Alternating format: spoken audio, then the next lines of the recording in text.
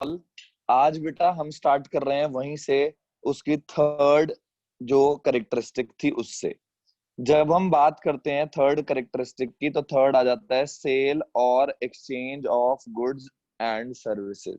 जब हम कभी भी बात कर रहे हैं तो यहाँ sale of goods and services आ जाता है। क्या आ जाता है बेटा? Sale of goods and services. Business में या तो सेल की जाती है या एक्सचेंज किया जाता है, तो उसको कहते हैं बिजनेस। क्या बोलते हैं बेटा उसे? बिजनेस। याद रहेगा?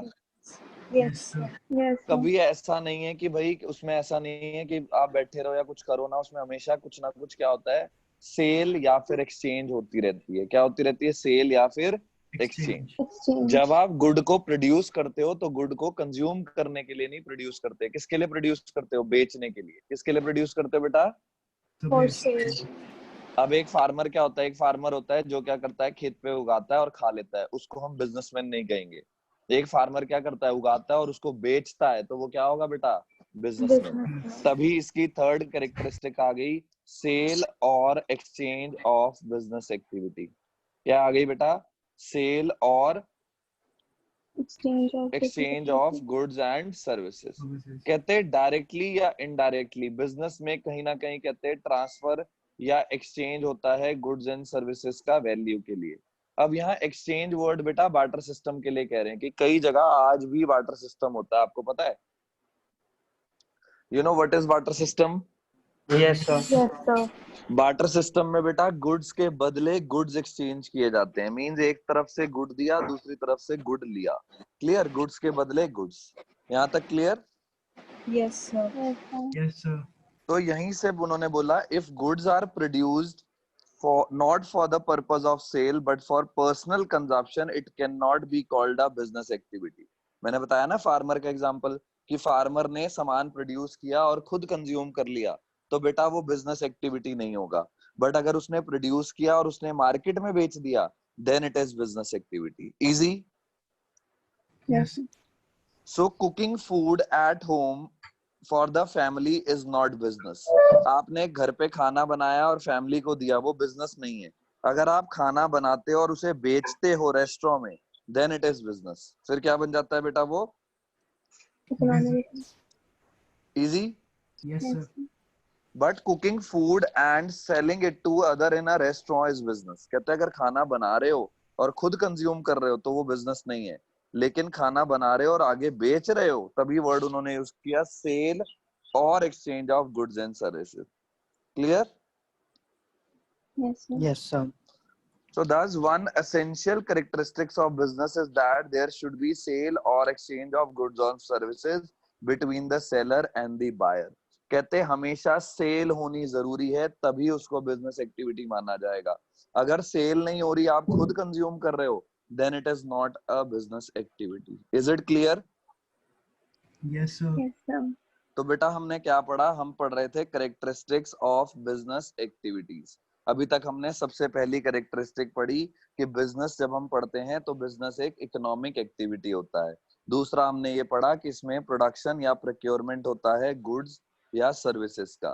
तीसरा हमने पढ़ा इसमें सेल होती है या फिर एक्सचेंज होता है गुड्स एंड सर्विसेज का। बेटा फोर्थ पॉइंट ध्यान से समझना, क्लियर? पॉइंट को ध्यान से समझना बिल्कुल, कि पॉइंट क्या है।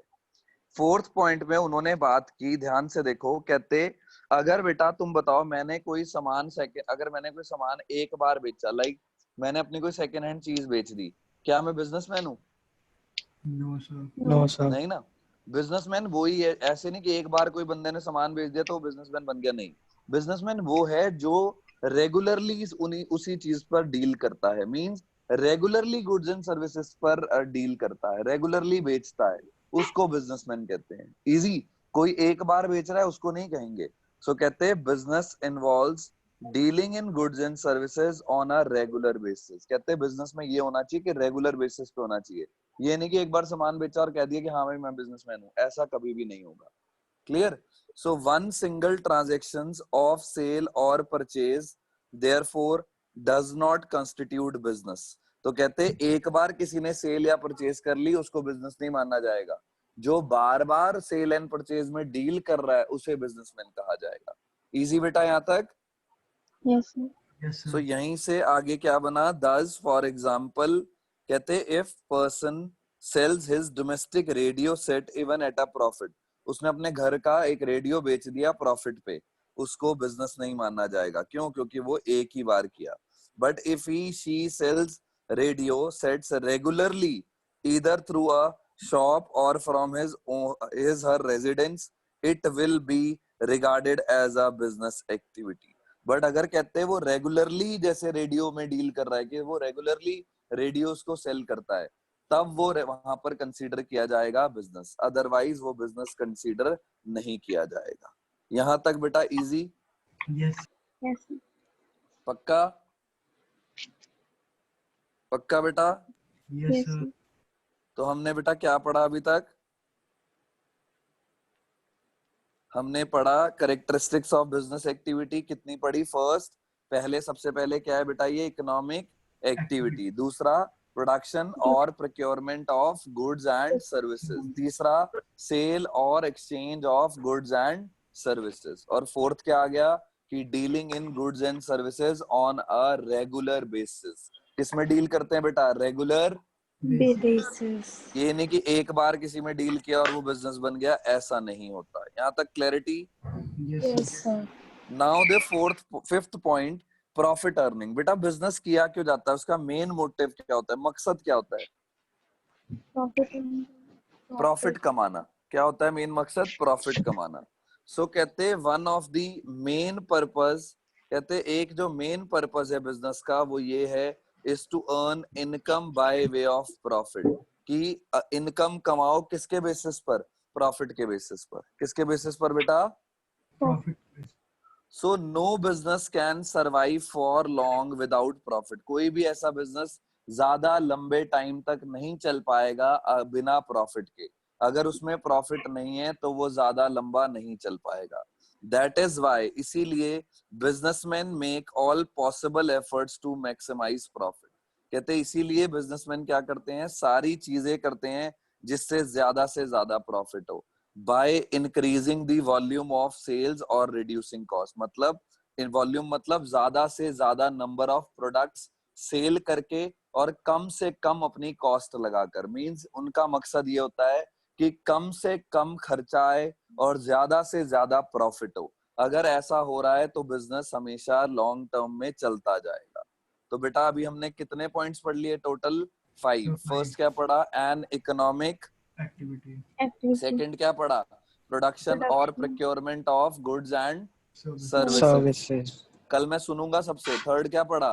सेल और Sale. Exchange of goods and services. services, fourth, dealing in goods and services on a regular basis. And the fifth one, profit profit earning. earning, clear? इसी के बाद हमारा सिक्स्थ आ गया, अनसर्टेनिटी ऑफ रिटर्न। बेटा business का एक और चीज भी है। बिजनेस में क्या, अगर मैंने आज कोई बिजनेस लगाया 100% है कि मुझे प्रॉफिट ही प्रॉफिट होगा बेटा? No, No, sir. no sir. sir, uncertainty है ना। फ्यूचर रिटर्न मतलब कि वहां से पैसा मिलेगा नहीं मिलेगा, ये सर्टेन नहीं है, इसकी कोई गारंटी नहीं है कि भाई पैसा मिल भी सकता है, पैसा नहीं भी मिल सकता। सो कोई गारंटी किसी भी तरीके से नहीं है। यहाँ तक easy? Yes, sir. yes sir, सो कहते हैं अनसर्टेन है। अनसर्टेन का मतलब होता है नॉट श्योर, गारंटी नहीं है कि रिटर्न आएगा। तो तभी बेटा पॉइंट बना अनसर्टेनिटी ऑफ रिटर्न। कहते uncertainty of return refers to the lack of knowledge relating to the amount of money that the business is going to earn in a given period.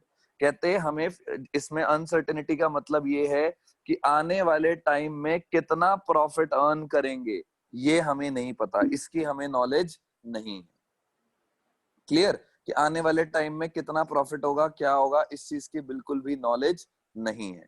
तो कहते हैं तभी बना क्या, every business invest money capital to run its activity with the objective of earning profit. बेटा हर business market में क्यों चलता है?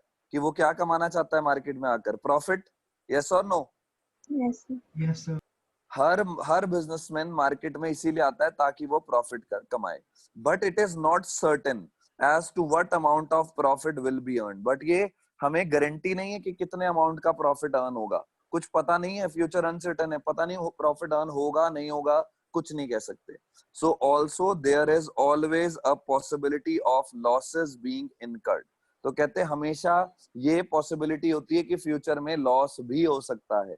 सो यहाँ पर रिटर्न आने की कोई श्योरिटी नहीं है बिजनेस की. Despite the best effort put into the business, चाहे आपने बेस्ट एफर्ट भी लगाए हों, फिर भी कहीं ना कहीं लॉस होने के चांसेस है. बेटा अगर आजकल के टाइम में हम कोरोना की बात करें तो ये भी, इस कोरोना ने भी बहुत सारे बिजनेसेस को अफेक्ट किया है. जैसे अगर रेस्टोरेंट की बात करो बेटा, आप अगर 46 मार्केट आप जाओगे तो आधे से ज्यादा रेस्टोरेंट जो थे उनमें टूलेट लग गए. क्यों? क्योंकि रेस्टोरेंट चल ही नहीं रहे, लोग रेस्टोरेंट में जा ही नहीं रहे, बाहर का खा ही नहीं रहे. तो वो एक साल का रेंट भी कहाँ से पे करेंगे, उनके पास कोई फंड्स ही नहीं है. क्लियर? सो तभी हमने बोला कि कैरेक्टरिस्टिक्स ऑफ बिजनेस क्या है? Uncertainty of return. ये रिटर्न मतलब रिटर्न की कोई श्योरिटी नहीं है कि होगा कि नहीं होगा, कि होगा कि नहीं होगा, कोई किसी तरह की श्योरिटी नहीं है. तो अगर तभी बेटा बना है अनसर्टेनिटी ऑफ रिटर्न. कितने पढ़ लिए बेटा हमने? Sir, 6. पहला क्या पढ़ा? Economic activity. बाकी अर्जुन, आयुष, वंशिका आप क्यों नहीं बोल रहे? Yes, sir. पहला क्या पढ़ा हमने? N economic Activity. सेकंड क्या बोला बेटा हमने? हाँ जी वंशिका बोलो. So 6th वाला थोड़ा समझ नहीं आया. देखो उन्होंने 6th में वंशिका क्या बोला? 6th में उन्होंने कहा कि बिजनेस जो होते हैं ना, बिजनेस इज अनसर्टेन. तुम बता सकते हो, मैंने कोई कंपनी लगा ली, तुम बता सकते हो कि चलेगी कि नहीं चलेगी? बोलो. नहीं सर. तो अनसर्टेन है ना, कि फ्यूचर में प्रॉफिट होगा कि नहीं होगा. दिस इज अनसर्टेन मींस कि हम प्रेडिक्ट नहीं कर सकते कि होगा कि नहीं होगा. कर सकते हो? बताओ अगर कर. बोलो. नहीं कर सकते ना. तो बेटा तभी उन्होंने बोला कि फ्यूचर में इसमें अनसर्टेनिटी है, कि अब अनसर्टेन रिटर्न आने के, हाँ ठीक है हम पूरा एफर्ट लगा रहे हैं, सब कुछ लगा रहे हैं, प्रॉफिट होगा भी, बट जरूरी नहीं है कि हमेशा प्रॉफिट हो. तो अनसर्टेनिटी है, किसी कहीं ना कहीं लॉसेस के चांसेस हैं बिजनेस में. क्लियर बेटा? Yes sir. और Yes, sir. सेवेंथ पॉइंट भी इसी से कनेक्टेड है कि एलिमेंट ऑफ रिस्क. बेटा इसमें रिस्क होता है. अगर आपने कल के दिन कहीं पैसा ब्लॉक कर दिया अपना बिजनेस में तो रिस्क नहीं है. अगर एक, अब देखो इतने सारे बिजनेसेस, मैं आपको बताता हूँ, जो L&T मॉल है ना बेटा इंडस्ट्री एरिया में, पता है Chandigarh, Yes, sir. Yes sir. इसमें एक रेस्टोरेंट है सोशल एक फूड चेन है. सोशल सुना होगा तुमने 26 में. Yes. Yes, sir. तो वो सोशल ने L&T मॉल में अपना स्टोर ओपन करने का सोचा कि हम सोशल को L&T मॉल भी लेके जाते हैं. क्या हुआ? एकदम से कोरोना आ गया. Yes, sir.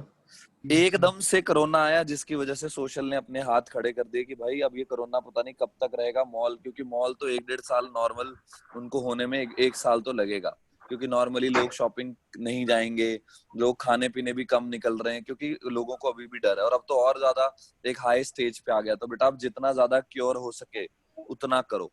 इवन कल हमने ऑफ किया तो कल मेरे किसी मतलब नोन है, उनके मतलब पेरेंट्स को कोरोना हो गया, तो हम उनको ही मतलब वो करने गए हुए थे कि उनको एक तरह से वो देने गए थे सपोर्ट की, चलो मतलब कुछ होगा नहीं है ऐसा कुछ. तो बेटा इसलिए अब ये हाई पीक पे आ चुका है, इसलिए अपना ध्यान रखो सारे. Yes, sir. So Yes, sir. risk is the uncertainty associated with an exposure to loss. बेटा जब लॉस होने के चांसेस हैं तो बोलते नहीं है बिजनेस में रिस्क है जी, पता नहीं चलेगा कि नहीं चलेगा. तो इसीलिए बिजनेस की कैरेक्टरिस्टिक बन गई कि इसके साथ रिस्क जुड़ा हुआ है. क्यों? क्योंकि it is caused by some unfavourable और अनडिजायरेबल इवेंट. कई बार कोई अनफेवरेबल और अनडिजायरेबल इवेंट हो जाते हैं. जैसे देखो फर्नीचर मार्केट आपने देखी होगी यहाँ पे मोहाली, जब हम मोहाली एंटर करते हैं तो एक फर्नीचर मार्केट आती है 41 वाली साइड से.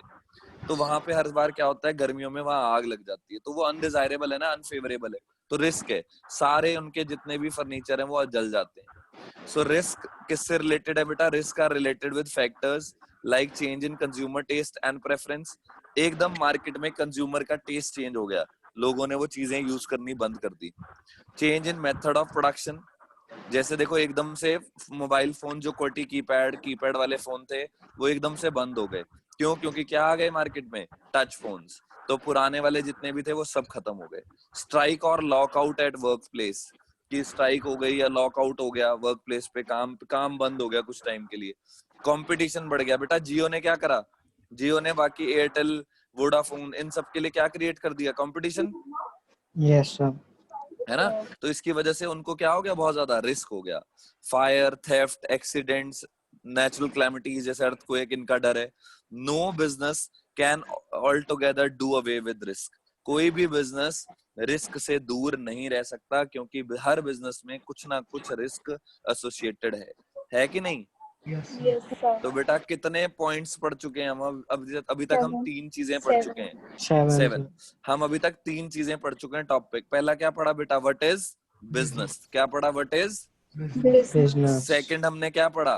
What is the difference between economic and non Non-economic. Economic Economic. Activity. और थर्ड क्या पढ़ा? व्हाट आर दी कैरेक्टरिस्टिक्स या slash features of business Business. Activities. कितनी थी बेटा total? 7। 7. First an economic, Activity. Second Production and production precautions और of goods and procurements of goods and services. Third cell sale और exchange of goods and, goods and services. बेटा उसके बाद fourth dealing in Goods and services on regular basis. Dealing in goods and services on regular basis. Fifth Profit. Profit. Profit motive. Profit. Sixth uncertainty of Uncertainty of return. Return. And seventh element of risk. Risk. Clear? कल मैं सुनूंगा तुमसे ये 7 के 7। यहाँ तक किसी को कोई डाउट? No, sir. यहाँ तक क्लैरिटी बेटा? Yes, Now, sir. कहते अब वही बिजनेस को उन्होंने आगे के पार्ट कर दिया। बिजनेस को आगे का पार्ट कहाँ लेकर गए? हमने पढ़ा था कि बिजनेस में 2 चीजें होती हैं। बिजनेस में सबसे पहले इकोनॉमिक एक्टिविटी होती है। वो इकोनॉमिक एक्टिविटी 3 में डिवाइडेड है। 3 किस किस में डिवाइडेड है? बिजनेस, प्रोफेशन और एम्प्लॉयमेंट। कि उसी में आगे फर्दर डिवाइडेड है। 3 बिजनेस होता है, प्रोफेशन होता है और एम्प्लॉयमेंट होता है। कहते हमने वही वो बोल रहे हैं कि as has been mentioned earlier, economic activities may be divided into 3 major categories, that is business, profession and employment. The difference between these three terms is given in the following table. आगे given है। कहते हमने पीछे पढ़ा कि भाई जो economic activity है वो 3 टाइप्स के 3 कैटेगरीज में डिवाइडेड है। सबसे पहली कैटेगरी है जी बिजनेस, दूसरी कैटेगरी है जी प्रोफेशन और तीसरी कैटेगरी है जी एम्प्लॉयमेंट। तो इन 3 में वो डिवाइडेड है। तो अब हम इसी को क्लासिफिकेशन को ही हम आगे पढ़ेंगे। कहते वेरियस बिजनेस एक्टिविटीज में be classified into 2 broad categories. ज्यादातर जो बहुत सारी वेरियस बिजनेस एक्टिविटीज हैं उनको 2 में बांटा गया है, इंडस्ट्री एंड कॉमर्स। किस किस में बांटा गया बेटा? Industry and commerce. Industry is concerned with the production और processing of goods and material. तो आप अलग से नोट्स में लिख लो, इंडस्ट्रीज होती हैं। मैं एक शॉर्टकट तुम्हें याद करने की ट्रिक बता देता हूं कि इंडस्ट्री जो होती है, इंडस्ट्री में होता है बेटा मैन्युफैक्चर, जो कहाँ होता है? फैक्ट्री में। दूसरा क्या बताया था? इंडस्ट्री एंड दूसरा ट्रेड। ट्रेड में होती है मार्केटिंग, जो कहाँ होती है? ऑफिस में। तो ये नोट कर लेना। कर लिया बेटा नोट? Yes, sir. एक सेकंड।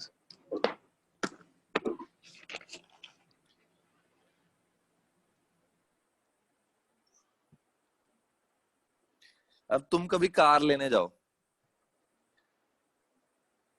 एक जगह होता है कार की मैन्युफैक्चरिंग जहां बनती है ना?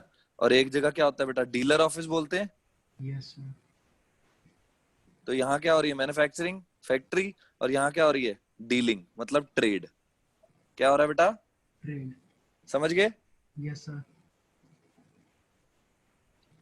तो यही उन्होंने कहा कि बहुत सारी जो बिजनेस एक्टिविटीज हैं, वेरियस बिजनेस एक्टिविटीज कहते हैं, उनको क्लासिफाई किया गया है इंडस्ट्री और कॉमर्स में। सॉरी, कॉमर्स भी कह सकते हो, वैसे एक ही बात है वो। Industry is concerned with the production और processing of goods and material. हाँ जी बोलो। सर ये आगे का टॉपिक नहीं है, उससे पहले तो वो टेबल है ना इतना बड़ा। अभी आएगा टेबल, ये रहा टेबल। इसी टॉपिक में इन्वॉल्व नहीं है। ये आगे का वैसे टॉपिक है, ये रहा उसका जो अगला पेज है ना बेटा, ये रहा वो। समझ गए? सर मेरी बुक में ये इस टॉपिक के अंदर है। चलो फिर पहले हम comparison। डिफरेंस कर लेते हैं, उस टॉपिक को बाद में करेंगे। क्लियर? ध्यान से देखना, वो एक साथ करने के लिए ना कई बुकों ने अलग दे दिए। ये न्यू बुक है तुम्हारी, कौन सी है? 2021 है या 2920 है? 1920 है। पता नहीं ये नीचे तो। देखो, नीचे लिखा है, देखो ये दिया नहीं हुआ था। चलो छोड़ो, ये लेटेस्ट है, कोई दिक्कत नहीं, उसको हम बाद में उठाते हैं कॉलम को। पहले हम डिफरेंस खत्म करते हैं। बेटा यहाँ पर उन्होंने डिफरेंस कहा, इसको स्टार लगा लेना, सारे इंपॉर्टेंट है, वैसे सारा ही इंपॉर्टेंट है, बिजनेस में सब कुछ इंपॉर्टेंट होता है। सबसे पहले हम इन तीनों में डिफरेंशिएशन पढ़ेंगे, बिजनेस में, प्रोफेशन में और एम्प्लॉयमेंट में। पहले तो मोड ऑफ एस्टैब्लिशमेंट, मतलब ये बनते कैसे हैं। ये बनते कैसे हैं बेटा? बिजनेस कैसे बनता है? तुम कल के दिन एंटरप्रेन्योर बन गए, तुम अपना बिजनेस सेटअप कर सकते हो, तो एंटरप्रेन्योर वो होता है जो बिजनेसमैन होता है। एंटरप्रेन्योर का डिसीजन और कुछ लीगल फॉर्मेलिटी होती है कि उसको रजिस्टर करना, उसको आगे उसमें उसको फाइल करना, उसको सारे ट्रेडमार्क ले लेना, रजिस्टर कर देना पूरी तरह से वो। दूसरा, प्रोफेशन कैसे होता है बेटा? डॉक्टर कैसे बनता है कोई? मेंबरशिप, एक प्रोफेशनल बॉडी एंड सर्टिफिकेट चाहिए होता है। जो एमबीबीएस, अगर डॉक्टर बनना है तो एमबीबीएस चाहिए, सीए बनना है तो सीए की डिग्री चाहिए, Yes, लॉयर sir. बनना है तो क्या चाहिए? LLB। LLB sir. चाहिए, है ना? तो यहाँ पर ये है कि बनते कैसे हैं। और एम्प्लॉयमेंट में कैसे होता है बेटा? एक अपॉइंटमेंट लेटर मिलता है और सर्विस एग्रीमेंट मिलता है। क्या मिलता है? Appointment letter and service. Easy. Second, Yes. Nature of work, कहते हैं काम क्या है। बिजनेस में बेटा का क्या काम होता है? Provision of goods and services to the public, लोगों तक गुड्स एंड सर्विसेज देना बिजनेस है। Yes, बोलो sir. बेटा, है ना? प्रोफेशन में काम क्या होता है? प्रोफेशन में गुड नहीं देते, प्रोफेशन में क्या देते हैं बेटा? Only services. Rendering of personalised expert services. Teaching क्या है? मैं तुम्हें कोई गुड देता हूँ या सिर्फ सर्विस देता हूँ? सर्विस। लॉयर आपको क्या sir. देता है? सर्विस। चार्टर्ड अकाउंटेंट आपको क्या देता है? सर्विस। पर्सनलाइज्ड सर्विस देता है। Yes. तीसरा, एम्प्लॉयमेंट में बेटा काम क्या होता है? परफॉर्मिंग वर्क, काम करते हैं एज पर सर्विस कॉन्ट्रैक्ट और रूल ऑफ सर्विस। जो उनको काम दिया गया है वो डेली बेसिस पर उसी को करते हैं, कि जो उनके सर्विस में लिखा हुआ है उस काम को वो डेली करते हैं। यहाँ तक clarity? Yes, sir. Yes, sir। अब बात आई तीसरी, क्वालिफिकेशन। बिजनेस में बेटा कोई क्वालिफिकेशन रिक्वायर्ड है? No, sir। Oh, sir. So business में no minimum qualification is required. कोई क्वालिफिकेशन नहीं, 10th फेल हो, 8th फेल हो, कोई भी बिजनेसमैन बन सकता है ना? लेकिन एक पढ़ा लिखा बिजनेसमैन अलग होता है, वो चीज अलग है। बट बन कोई भी सकता है, कोई ऐसी मतलब नेसेसिटी नहीं है कि एलिजिबिलिटी नहीं है कि हाँ भाई इतना होना ही होना चाहिए, कंपलसरी नहीं है। Clear?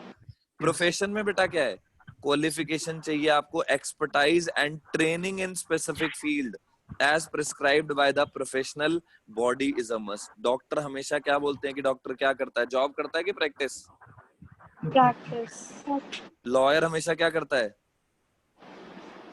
Case. Practice. Practice. Practice. Chartered accountant क्या करता है? प्रैक्टिस। क्लियर?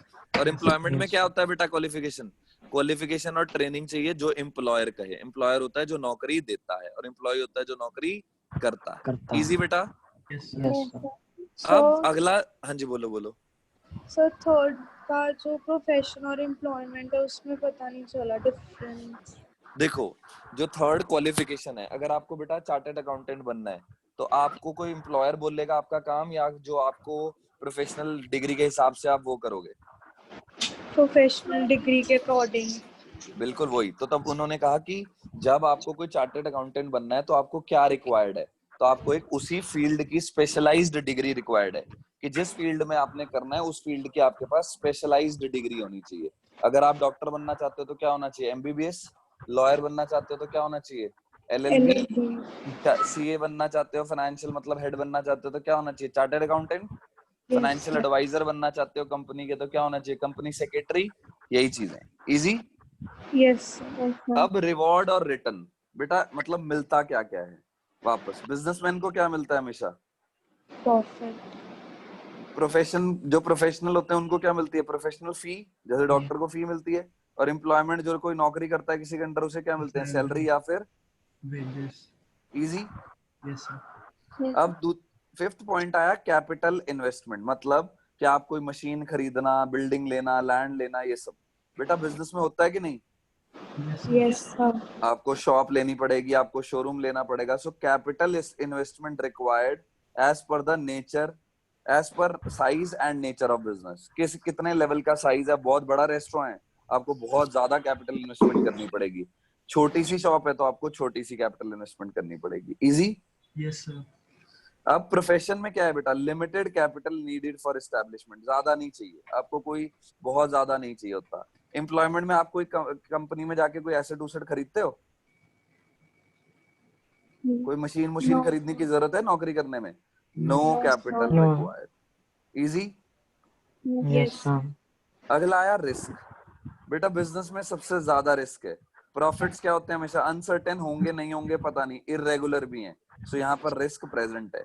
बिजनेस में क्या है बेटा सबसे ज्यादा रिस्क। Risk. और प्रोफेशन में fees generally regular and certain some risk, यहाँ पूरा नहीं है कुछ रिस्क है ना, कई बार मिल भी सकती, कई बार ऐसा होता है कि हाँ फीस तो मिलेगी रेगुलर है, लेकिन कई बार ऐसा हो जाता है कि ना भी मिले, तो सम कुछ रिस्क है थोड़ा सा। एम्प्लॉयमेंट में तो बिल्कुल भी रिस्क नहीं है, क्योंकि क्या मिलती है, फिक्स्ड एंड रेगुलर पे और नो लिटिल रिस्क, मतलब है ही नहीं, ना के बराबर है। समझ गए? Yes, sir. So, but जैसे अगर आप, employment हाँ तो बोलो बोलो, कभी जैसे आप, जा सकती है, लाइक आजकल जो जॉब्स हो गई हैं वो बहुत ज्यादा फ्लेक्सिबल हो गई हैं। बेटा लेकिन जब तक है तब तक तो, जब तक कॉन्ट्रैक्ट हो रखा है तब तक तो नहीं होगी ना, तब तक तो आपके पास जॉब रहेगी, ऐसे नहीं निकाल सकते आपको। 3 महीने का आपको, कभी प्राइवेट एम्प्लॉय भी है तो वो 3 महीने का आपको वो देते हैं, नोटिस पीरियड देते हैं कि अगर किसी को निकालना है तो 3 महीने का नोटिस पीरियड और रीजन देना पड़ता है। ठीक है। अब जैसे Okay, पुलिस sir. में, गवर्नमेंट जॉब की बात करें अगर, तो गवर्नमेंट जॉब में निकाल सकते हैं। No, sir. अब अगला क्या है, ट्रांसफर ऑफ इंटरेस्ट। ध्यान से समझना बेटा, अगर कोई सीए है, जैसे मैं अगर सीए हूँ, मैं अपने भाई को सीए की अपनी डिग्री दे सकता हूँ? No, No, sir. No, और sir. मैं अपनी दुकान पे बैठा हूँ, क्या मैं अपने भाई को दुकान पे बिठा सकता हूँ? Yes, sir. सो Yes, बिजनेस sir. में आप इंटरेस्ट ट्रांसफर कर सकते हो कुछ थोड़ी बहुत फॉर्मेलिटी के साथ, आपने कुछ लेटर लूटर लिख के आपने अलाउ कर दिया, बट हर जगह। अब प्रोफेशन में मैं अपनी डिग्री दे सकता हूँ बेटा? Not possible. No, sir. Job में बोल सकता हूँ कि मेरा भाई आएगा कल से? No, sir. नॉट पॉसिबल, है ना। कोड ऑफ कंडक्ट मतलब कोई रूल्स एंड रेगुलेशन। बेटा बिजनेस के कोई रूल्स एंड रेगुलेशन होते हैं? No, sir. कोई रूल्स एंड रेगुलेशन नहीं है। प्रोफेशन के क्या होते हैं हमेशा? Regulations. डॉक्टर्स को हमेशा क्या पहन के रखना पड़ता है? White coat. Yes, sir. Lawyers को हमेशा क्या पहन के रखना पड़ता है? Black code. ब्लैक कोट, है ना। और Yes, एम्प्लॉयमेंट sir. में क्या होता है? एम्प्लॉयमेंट में बिल्कुल रूल्स होते हैं, जो उनके एम्प्लॉयर देगा वो उनको फॉलो करने पड़ेंगे। यस और no? Yes, sir. Yes, sir. Easy है पक्का? So business में rules नहीं होते। नहीं, बिजनेस में क्या रूल है बेटा, अपने मुताबिक है ना। अब अपने बिजनेस में तभी तो कहते हैं कि बंदा अपने मुताबिक चल सकता है। मेरा आज आज मैंने कहा कि भाई मैं दुकान नहीं खोलूंगा, दुकान बंद, ठीक है जी मैं नहीं खोलूंगा, कोई बोल सकता है कि नहीं खोलो? No, sir. नहीं ना, तो अपनी उसके कोई रूल्स एंड रेगुलेशन है। ऐसा हो सकता है नौकरी में कहोगे कि मैं नहीं जाता, जाओ, तो निकाल देंगे तुम्हें थोड़े टाइम बाद। Yes, sir. Yes, तो sir. बिजनेस का एग्जांपल बेटा शॉप या फैक्ट्री, और प्रोफेशन के example legal, medical, profession, chartered accountant. Easy. Yes. और एम्प्लॉयमेंट में क्या होता है? बैंक में जॉब करना, इंश्योरेंस कंपनी में जॉब करना, किसी गवर्नमेंट डिपार्टमेंट में जॉब करना। इजी है बेटा यहाँ तक? Yes, sir. तो आज के लिए इतना सफिशिएंट है। Okay.